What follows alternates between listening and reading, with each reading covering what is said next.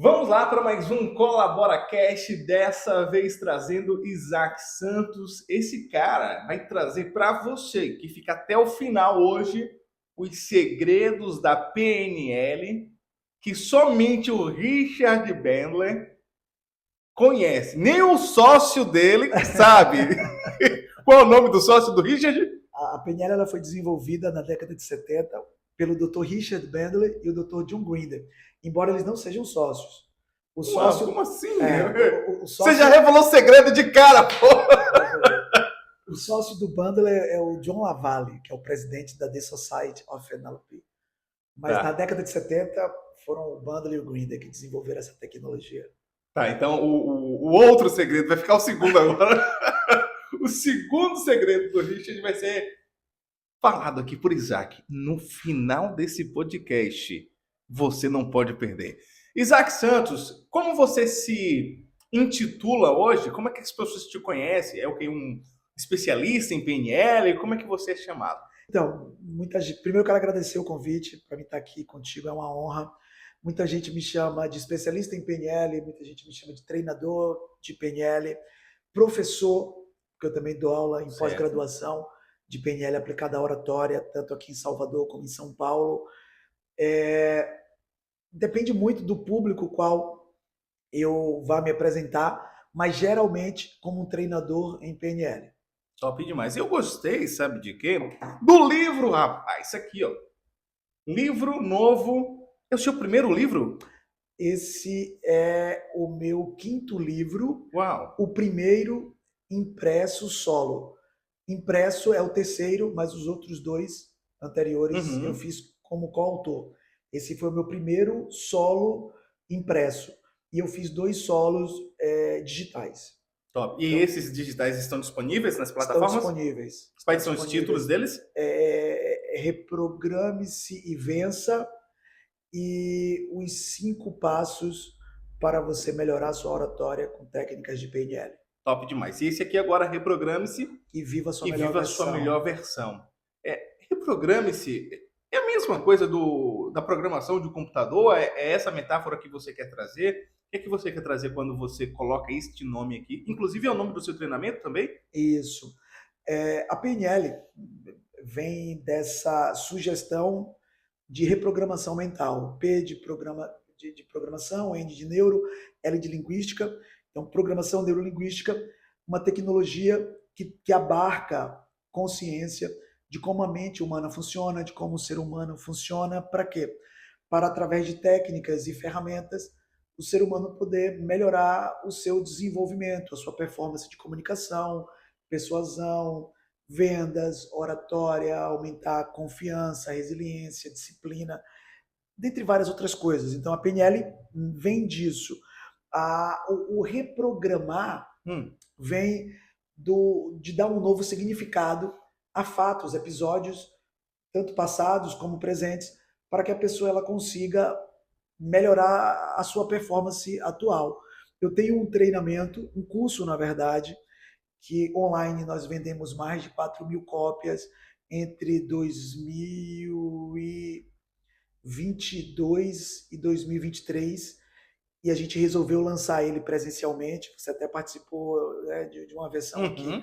em Salvador, que foi no Hotel Fiesta, e que se chama Reprograme-se 10x. E eu tenho utilizado, Gilson, muito esse termo, reprograme-se, que de forma metafórica significa você programar-se para alguma coisa que pode te ajudar. Então a gente trabalha o reprograme-se para melhorar a comunicação, melhorar a produtividade, melhorar a relação com o dinheiro, melhorar relacionamento conjugal, relacionamento Uhum. com o filho, relacionamento profissional, entre várias outras coisas. Sensacional. Reprograme-se. Existe no mercado, pelo menos para quem assiste muito conteúdo digital com essa chamada da PNL, algumas coisas, alguns jargões, vamos falar assim, que falam: bloqueio, você tem bloqueio, vou desbloquear. Que tipo de bloqueio é possível fazer com essa questão da PNL? Dá para desbloquear mesmo? A pessoa fica Então, free? quando se fala bloqueio, isso também é uma metáfora. É como se a pessoa, ao pensar em algo, ela não se sentisse capaz. Exemplo, é muito comum pessoas dizerem assim: eu me sinto bloqueado para gravar vídeo. Uhum. O que essa pessoa está dizendo? Ela está dizendo que quando ela pensa em gravar vídeos, ela não se sente capaz, ou ela não se sente pronta, não se sente confiante, acredita que vai dar branco, acredita que vai ser criticada, ou qualquer outra coisa nesse sentido. Então, através da PNL é possível você identificar como a pessoa ela representa essa experiência de gravar vídeo nesse contexto e como é possível quebrar essa representação. Porque, na verdade, Dilson, e o pessoal que está assistindo a gente, nós, quando pensamos em algo Uhum. no tempo presente, é comum acessarmos experiências passadas. Se a experiência passada ela carrega uma dor, possivelmente essa memória ela está sendo apresentada de uma forma que produza insegurança, medo, incerteza, baixa autoestima, ou qualquer contexto em que a pessoa ela não encontre um recurso necessário para performar bem. E aí chama-se de trava, chama-se de bloqueio. Uhum. Então, sim, através da PNL, aplicado da forma certa, é possível identificar como esse bloqueio está representado e como é possível modificar essa estrutura para que a pessoa consiga acessar coragem, segurança, confiança ou qualquer outro recurso positivo. Isso através de ancoragens. Ancoragem é uma estratégia, existem várias outras. Ancoragem é uma estratégia mais simples da PNL, que funciona bem, mas existem estratégias mais profundas que trazem um resultado, como é que eu poderia te dizer? Um resultado mais eficaz a médio e longo prazo. Top demais. Estamos conversando com Isaac Santos, o tema é PNL, como a PNL pode te ajudar a performar melhor. Se você já está gostando aí desse assunto, já dá um like, já comenta também, deixa uma pergunta aqui para o Isaac Santos e a gente vai responder para você através aqui mesmo dos comentários do YouTube. Fique à vontade para compartilhar esse assunto também. Você está agora pensando, projetando, trabalhando em um novo livro que vai colher testemunhos dos seus alunos. De todos esses testemunhos até hoje, qual desses que você disse, não, isso aqui eu tenho que contar porque realmente transformou a vida da pessoa? Então, nós em setembro desse ano vamos lançar um livro chamado Histórias que Inspiram. Eu selecionei uma média de 15 a 18 alunos que fizeram não só a formação practitioner, como eles também fizeram a formação master practitioner. Todos eles têm uma história muito inspiradora.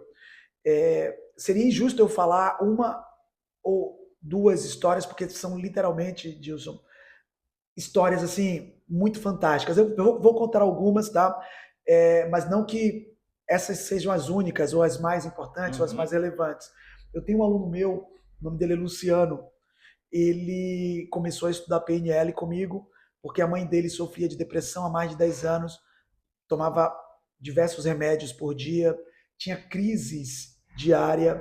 Então, quando eu digo crises, não eram apenas uma, duas ou mais crises todos os dias. E ele conseguiu, através da PNL, ajudar a mãe dele. Logo quando ele passou pela formação, a gente fez um processo de atendimento. Na época, estávamos na pandemia, então eu auxiliei via Zoom e ele estava fisicamente com a mãe. E com 2 sessões, a mãe conseguiu sair de um padrão de crises diária para sem crise.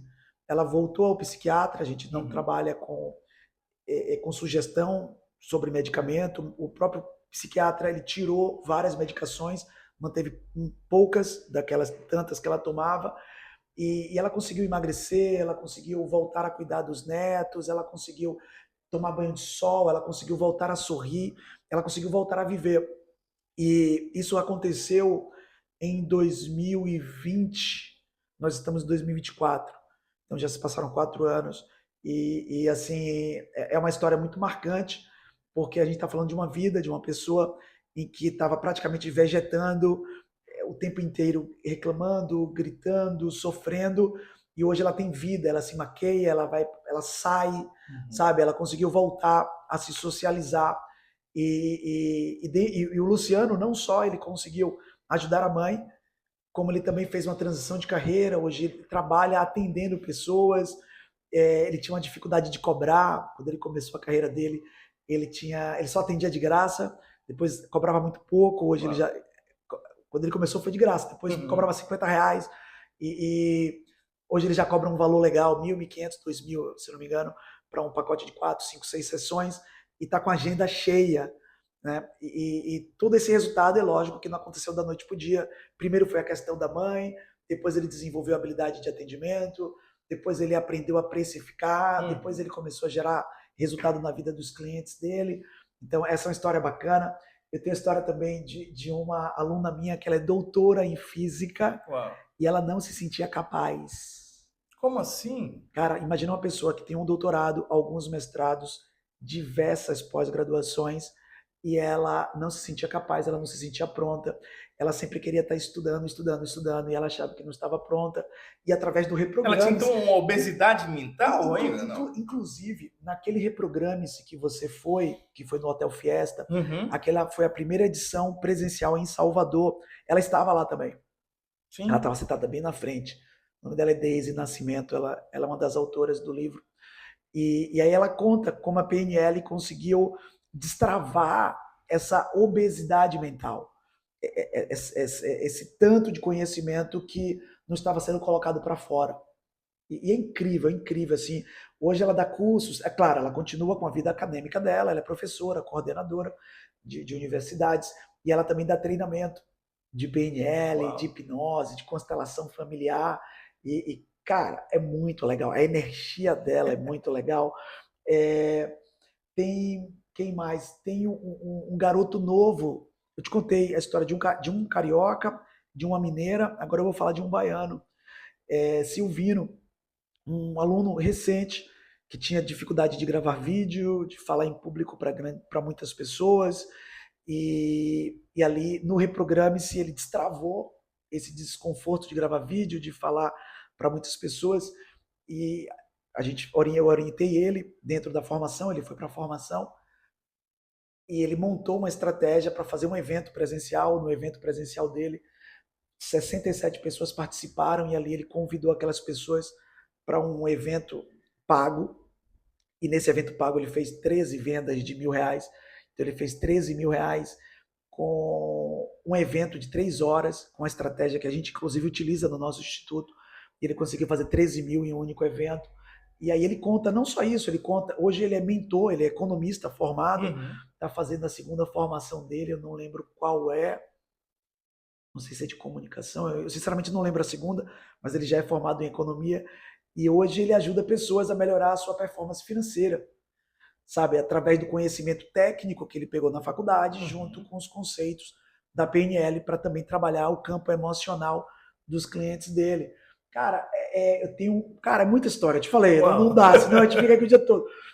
Tem um casal daqui de Lauro de Freitas, o casamento dele estava por um fio, a esposa já estava para, sabe, já estavam para divorciar, e ele começou a estudar comigo, ele começou a melhorar, aumentou a resiliência para suportar os estresses das brigas do casamento, e ele insistindo para que a esposa também estudasse. A Uhum. esposa finalmente foi, e ela fala, é muito legal, isso tem até gravado em vídeo, ela diz assim, a Carla, ela diz assim, nossa, eu estava indo lá na formação para deixar claro, Renato, para todas as pessoas, a pessoa ruim que você é. E quando o Isaac começa a falar, eu percebi que quem precisava mudar, na verdade, era eu. E aí ela começa a mudar. Hoje eles dão consultoria, hoje eles acompanham casais para melhorar a performance como casal, Uau. como família. Porque onde existe uma grande dor, ali existe uma grande possibilidade de se nascer um propósito, uma missão alinhada com a meta para gerar bons frutos. Então são muitas histórias. Eu não, cara, são muitas histórias. Às vezes, duas perguntas em uma aqui. Às vezes, o propósito está ligado ao problema que a pessoa passa, tipo, superar esse problema está alinhado com o propósito dela, esse é o ponto de vista, não? Então, vamos lá. O que acontece?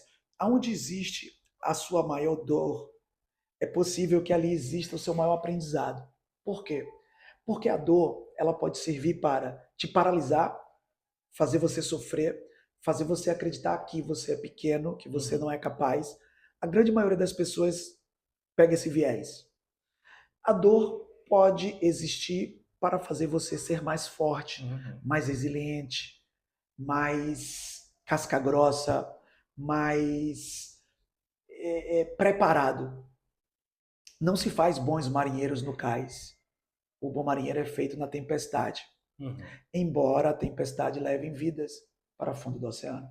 Então, quando a pessoa ela passa por muitas dores e ela consegue participar de uma metodologia eficaz, onde ela dá um novo significado ou reprograma, e ela consegue enxergar que ali onde existia dor, existiu, para que ela pudesse aprender, se curar primeiro e depois transbordar na sociedade, essa pessoa ela tem um nível, Dilcinho, de preparação muito maior do que qualquer teórico sobre o assunto. Sim. Porque uma coisa é você entender na teoria sobre algo. E eu não estou tirando o valor da teoria. Eu estudei muita coisa falando de teoria. Só que quando a pessoa ela passa por uma experiência prática, ela não está falando sobre o que ela leu, ela não está falando sobre o que ela assistiu, ela está falando sobre o que ela viveu. Então essa pessoa, por exemplo, a Carla e o Renato, quando eles dão uma espécie de consultoria, de mentoria, de acompanhamento para um casal, eles têm autoridade para falar, não só por eles saberem as técnicas de PNL. Eles têm autoridade para falar porque eles viveram na pele a dor. Como eu também, eu passei por diversas dores no momento, assim, por diversos momentos da minha vida, principalmente quando eu morei nos Estados Unidos de 2000 a 2006, e enquanto eu passava por aquelas dores, elas eram enormes, elas pareciam insuportáveis, elas pareciam injustas para mim, sabe? Eu imaginava assim, puxa, eu não mereço sair de Salvador para ir para um país tão distante, tanto frio, tão distante da minha família, com tantos problemas. Eu não conseguia entender aquilo. Só que hoje, quando eu olho para trás, eu tenho a certeza absoluta que aquele treinamento faixa preta me fez ser quem eu sou hoje. E um treinamento difícil faz o jogo ser mais fácil ou faz o chamado ser maior. Pelo menos eu acredito nisso. Eu tenho vivido na pele mesmo, não só a minha própria experiência, mas acompanhado aí. Hoje a gente tem mais de 25 mil alunos espalhados pelo Brasil e outros países. E as pessoas que passam por mais perrengue são as pessoas que eu percebo que têm um melhor nível de preparação. Eu não sei se o pessoal que está com a gente, Dilson, e você também, assistiu aquela série The Chosen. Sim. Você assistiu? Assisti. Jesus, ele foi atrás dos mais preparados ou dos improváveis? Os prováveis. Improváveis. Os caras que tinham as dores mais loucas foram os caras que ele preparou e foram os caras que espalharam a metodologia dele. Né? Você pega ali Mateus, um cobrador de imposto, o cara cheio de problema, o cara ele consegue converter aquele problema e potencializar na identidade dele, no poder manifestado através dele. Simão, o Tiaguinho, que mesmo sem conseguir se curar, conseguiu produzir cura. Isso é muito forte. E talvez as pessoas ali deviam pensar assim, pô, mas peraí, quem tem que ser chamado é a galera da sinagoga, é a galera que já conhece a galera que já conhece. Mas, cara, a teoria ela é boa. Só que a teoria sem ação não vale muita coisa. Só que mais tarde, né, a teoria é boa só para reforçar, né, porque às vezes as pessoas, tem que ser só prática, é vendedor de curso, é empresário de palco, enfim. Você pega os escolhidos em primeira mão, os 12 não são capacitados, são escolhidos, e Jesus capacita depois.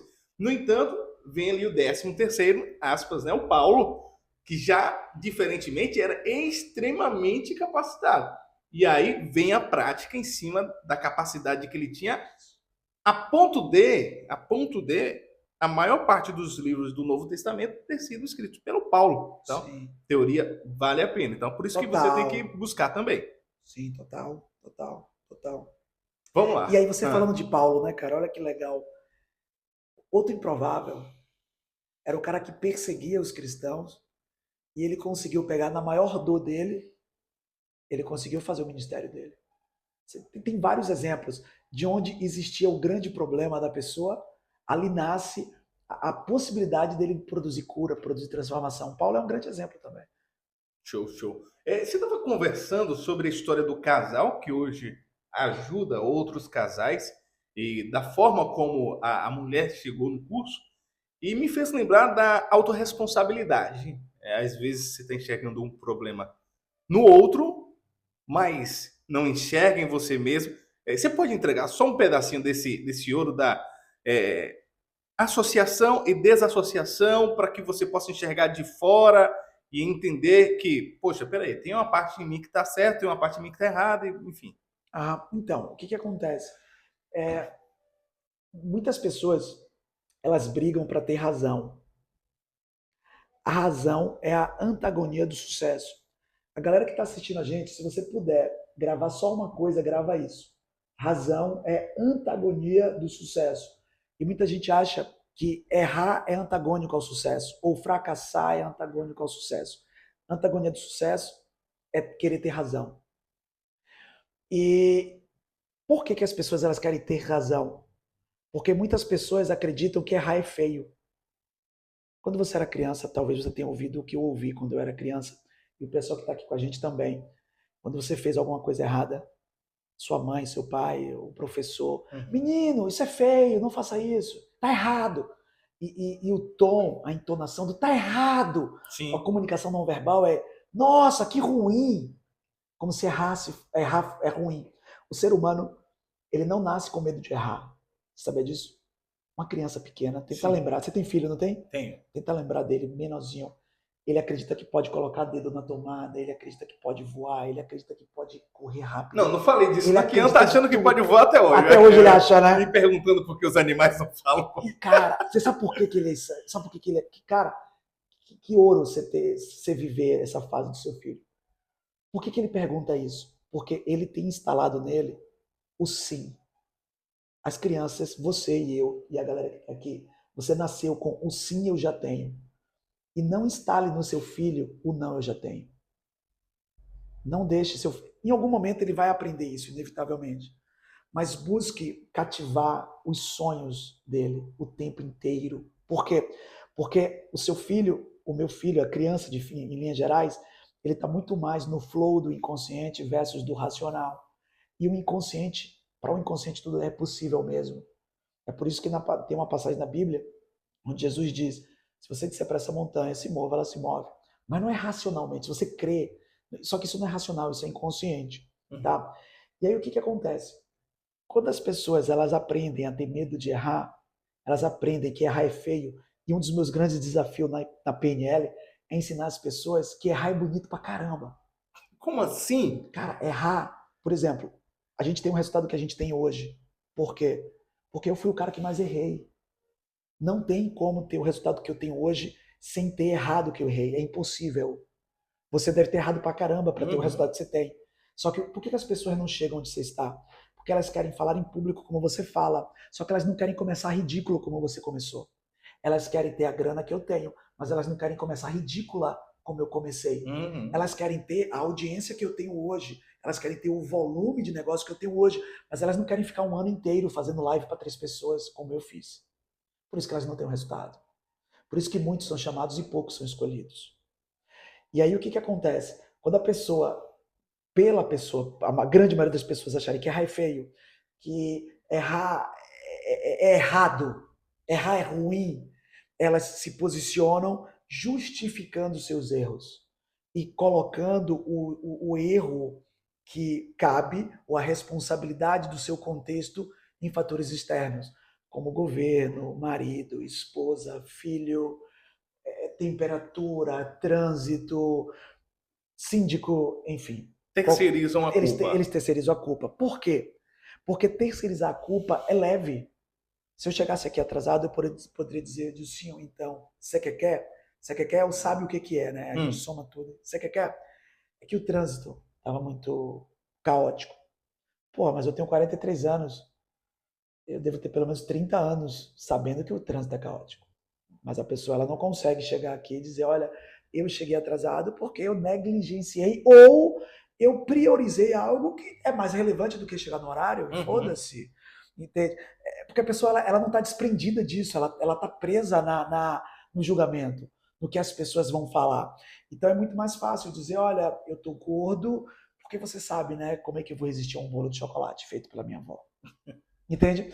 Então, esse é um padrão. Pô, como é que eu vou ter sucesso tendo 3 filhos? Enquanto tem alguém dizendo, pô, por eu ter 3 filhos, aí é que eu Que eu tenho que tenho que ter ter sucesso, sucesso. é. Porque, pô, para pagar 3 excelentes escolas, 3 excelentes planos de saúde e levar todo mundo para Disney, eu tenho que ter muito sucesso. Mas geralmente as pessoas elas se colocam em uma situação mais Vitimista. vitimista, mais vitimista. É, por quê? Porque elas conseguem ter um termo de razão. Olha, a culpa não é minha, é porque eu tenho 3 filhos. Olha, a culpa não é minha, porque eu moro em Salvador. Olha, a culpa não é minha, você sabe que o mercado deu uma queda. Né? Então, a pessoa inconscientemente ela se sente melhor porque ela conseguiu justificar. E é por isso que eu disse que a justificativa é a antagonia do sucesso. Uhum. Sobre associação e dissociação. É, é um conceito um pouco assim, eu vou explicar, já que você Não precisa perguntou. ser Não, técnico, claro, né? A forma mais simples. associação e dissociação é uma estratégia que a gente aborda na PNL, onde, de forma inconsciente, o ser humano ele está o tempo inteiro se enxergando de forma associada, ou seja, quando ele imagina as coisas, ele imagina como se estivesse dentro de um contexto. É como se ele estivesse se enxergando dos olhos dele. É como Uhum. se ele tivesse, como eu estou aqui agora, eu estou enxergando dos meus olhos. Sim. Dissociação é como se eu estivesse assistindo a um filme e eu vendo a minha pessoa dentro do filme. Tá? Então, associado, eu estou dentro, dissociado, eu estou fora. Quando você consegue trabalhar bem isso e você dissocia, você consegue ter uma percepção diferente sobre os fatos. Isso ajuda numa autocrítica, isso ajusta no autofeedback, isso ajuda numa autoanálise, isso ajuda até numa construção de mais responsabilidade ou de autorresponsabilidade. Uhum. Tá? É uma estratégia que pode ajudar sim na autorresponsabilidade. Agora, a pessoa pega a gente falando isso aqui, ela balança a cabeça e diz, ah, eu entendi. Só que ela precisa passar por um processo de transformação. Existe uma programação, e daí vem o reprograme-se, né? Existe uma programação da pessoa já estar viciada em querer ter razão e não querer errar. Cara, erre mais, erre pra caramba. Pra quê? Pra acertar mais. As pessoas elas pensam assim, cara, tem uma passagem da Bíblia que eu demorei um tempão para entender, diz o Senhor. Eu não sei se você já pensou nela, se você já entendeu ela. Eu entendi ela há pouco tempo, tem uns 2, 3 anos só. Aquela dos talentos. Hum. Lembra aquela passagem dos Lembro, talentos? lembro. O que é que você refletiu nela? Cara, eu achava um absurdo ela. Um Por absurdo. quê? Porque eu pensava assim, pô, o cara recebe um talento, ele guarda o talento com tanto carinho, ele guarda o talento com tanto amor, ele guarda o talento com tanto zelo. E aqueles loucos, irresponsáveis, apostam, colocam em risco os talentos que eles receberam. Como que aqueles irresponsáveis que poderiam ter errado, eles poderiam ter perdido o talento do Senhor dele. Cara, que inconsequentes eles foram. Uhum. Porque eles fizeram negócio com algo que não era deles. E sem autorização. E sem autorização. E esse outro cara, o cara totalmente cuidadoso, totalmente zeloso, ele foi repreendido. E aquilo dali, cara, dentro da minha cabeça, ecoou por décadas. Eu venho de uma criação evangélica, meu pai é presbítero, minha mãe é diaconisa, sempre frequentei igreja evangélica. Eu perguntava para vários pastores, eles explicavam e não me convenciam.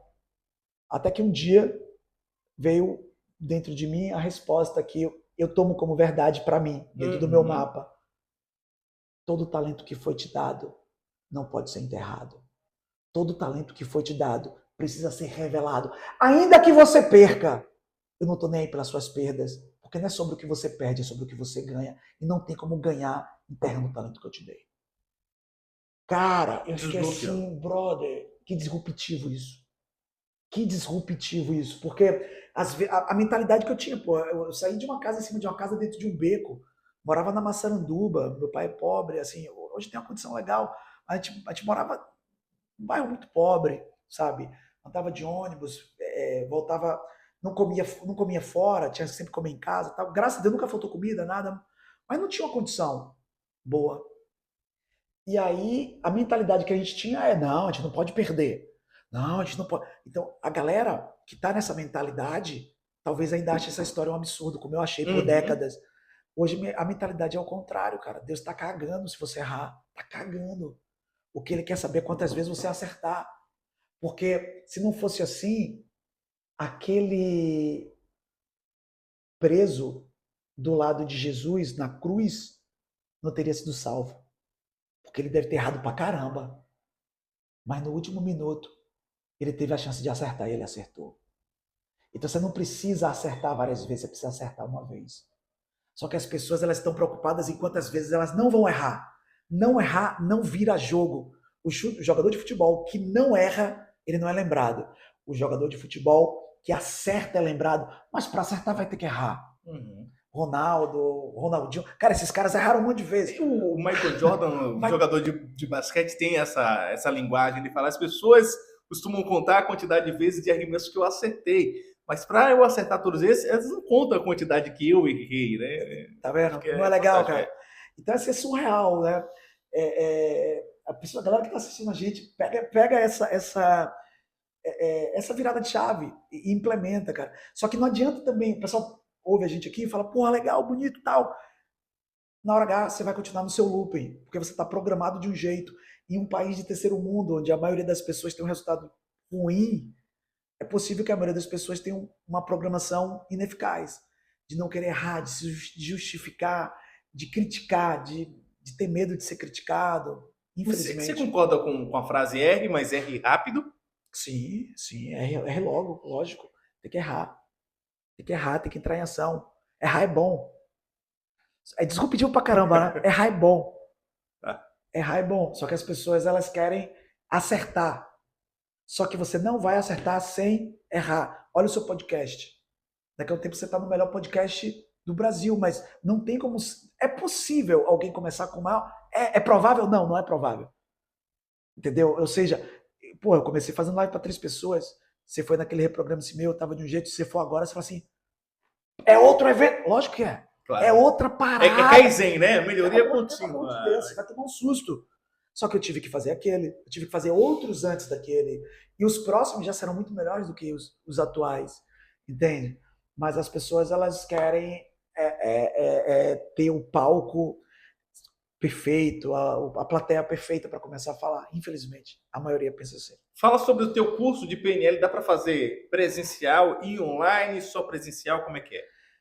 Então, eu tenho agenda em Salvador, São Paulo, Rio de Janeiro, presencial. Inclusive, sexta-feira agora eu estou indo para o Rio, fico 10 dias lá.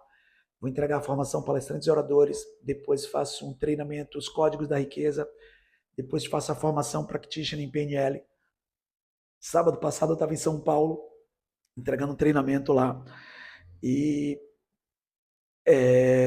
presencialmente eu faço essas 3 cidades, além de treinamentos corporativos. Já fiz treinamento em Florianópolis, no interior de Minas Gerais, Brasília e outras cidades.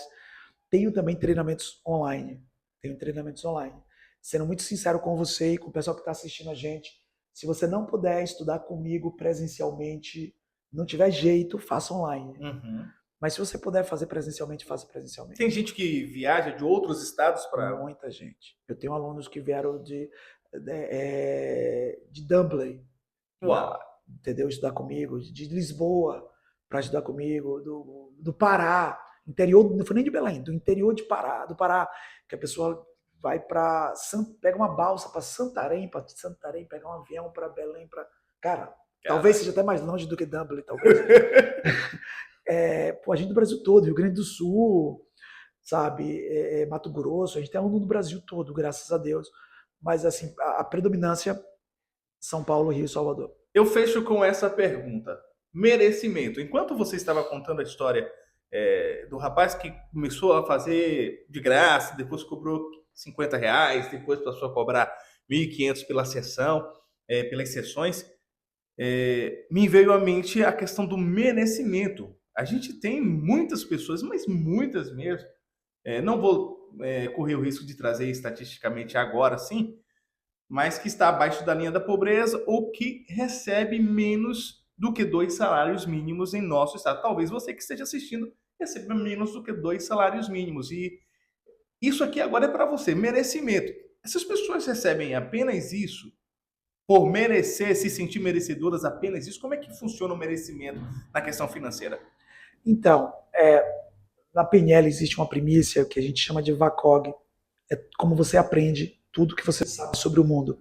O V vem de visão, A de audição, C de sinestesia, O de olfativo, G de gustativo. VACOG. Quando você experimenta a pobreza, quando você vê um ambiente pobre, quando você ouve que dinheiro é difícil, que é difícil juntar dinheiro, que dinheiro não dá em árvore, que pagar as contas está cada vez mais difícil, que poucas pessoas apenas conseguem ganhar bem, e coisas desse tipo. É muito fácil as pessoas aprenderem e criarem o seu modelo de mundo acreditando que é desse jeito. Que realmente o certo ou o normal é ganhar um salário, 2, você ficar desempregado ou não viver os seus sonhos. Isso é comum, tá? As pessoas acreditarem que isso é normal. E aí a pessoa ela vai vivendo nessa hipnose, ela vai vivendo nesse contexto. Geralmente essas pessoas elas estão próximas de pessoas que também ganham mal, isso vai reforçando aquilo que elas vão acreditando. Ela, é lógico... É um ambiente, é um ambiente, né? É lógico que o normal é ganhar pouco. Eu, o João, a Maria e o José ganhamos pouco, o Pedro, que mora na casa da frente, também ganha pouco. Aí quando tem o Beltrano, que conseguiu rampar, mas isso aí é sorte. É um a cada 30 que consegue, é um a cada 50 que consegue.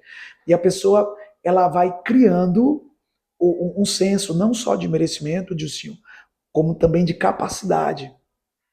Ela não se enxerga capaz de produzir muita grana, entende?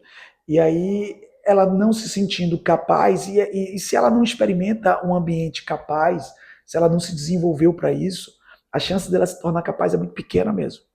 Sendo muito sincero, tá? E aí, ela não faz a grana, aí ela ganha pouco, reforça que é difícil realmente fazer, porque o pai não ganhou bem, ela também não ganha bem, e aí ela acredita que não sabe, que não tem acesso a boas coisas, e ela vai viver nesse looping. Eu vi, Dilcinho, até pra galera tomar cuidado aí que tá com a gente, eu não vou citar nomes por uma questão ética, um rapaz, até de Salvador, inclusive, ele é mentor, e ele tava no mercado, ele e a filha, e ele falou assim, a filha falou, pai, posso comprar tal coisa? Tipo assim, algo de 15 reais. Ele, não, é muito caro. Aí a filha, 12 reais, não, é muito caro. 8 reais, não, é muito caro.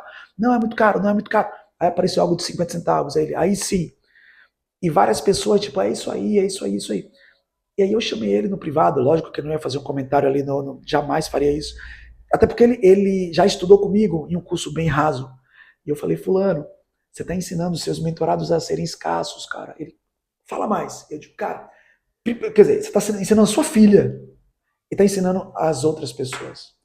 Quando você diz para a sua filha que ela não pode 15, não pode 12, não pode 10, não pode 8, você está dando um input de que ela merece, aí entra no seu contexto, que ela merece o mais barato de todos.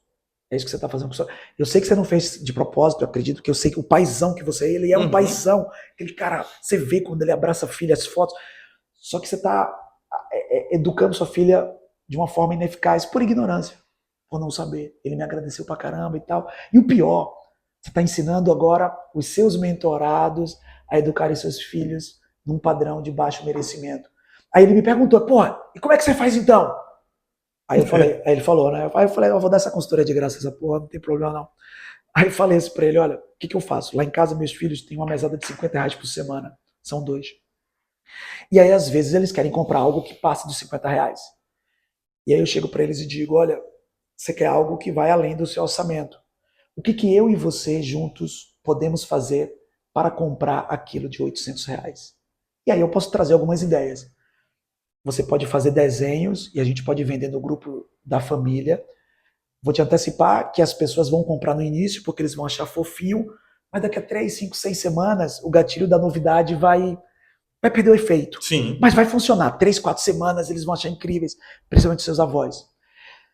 A gente pode montar lojinha, porque meus filhos montam lojinhas para vender produtos que eles não querem mais. A gente pode montar lojinhas na casa dos seus avós e dos seus tios. A gente pode fazer brigadeiros e você pode vender na escola. A gente pode vender esses brigadeiros aqui no condomínio. Tem várias formas de fazer. Então, o que eu fiz com os meus filhos? Eu disse o seguinte. Primeiro, eu não disse que eu não tenho. Porque ele falou assim, porra, meu pai não é tão foda assim. Eu não dei na mão para ele não ser fraco. Para ele dizer, porra, a vida é tão legal, tudo que eu estirar os dedos vem. Já chegou. Eu falei assim, cara, tem uma linha que eu te dou e você tem um sim mesmo. Você pode fazer R$ 500 por semana. Com 10 anos de idade, é lógico que você pode fazer. Só que você tem que dar um pau, velho. E eu tô aqui para dar esse pau com você. Vamos dar esse pau junto. Entende? Uhum. E ele fez, e ele fez e parou de fazer. E tá tudo certo. Inconscientemente, o que eu entendo? Porra, para comprar aquilo vale a pena. Ah, para aquele outro não vale. E assim sou eu. Tem coisas que eu falo, porra, vale a pena. Ah, não. Amanhã eu vou pra praia mesmo, dane-se. Sabe? O equilíbrio é gostoso. Né? E aí eu falei isso para esse colega, para esse rapaz, ele me agradeceu e tudo. Então, o merecimento é um pilar que a gente trabalha na PNL, não só o merecimento, a gente trabalha capacidade, a gente trabalha outros pontos que foco, resiliência, tem muita coisa que precisa ser trabalhada para a pessoa ela rampar. Top demais, top demais. É isso aí. Deixo aqui como uma recomendação para vocês o Mito da Caverna. Acredito que seja uma boa leitura para vocês buscarem aí. Bota no Google Mito da Caverna. Ou talvez assistam um filme chamado Show do Truman. Já assistiu o Show do Truman? É um filme. É um filme com Jim Carrey que vai falar sobre o mito da caverna de uma forma diferente. Sem dar spoiler, ele vive dentro de uma ilha. Ele é um personagem. Desde bebê, o Show do Truman é um programa de TV, ele desde bebê, ele passa na televisão sem saber que a vida dele é filmada.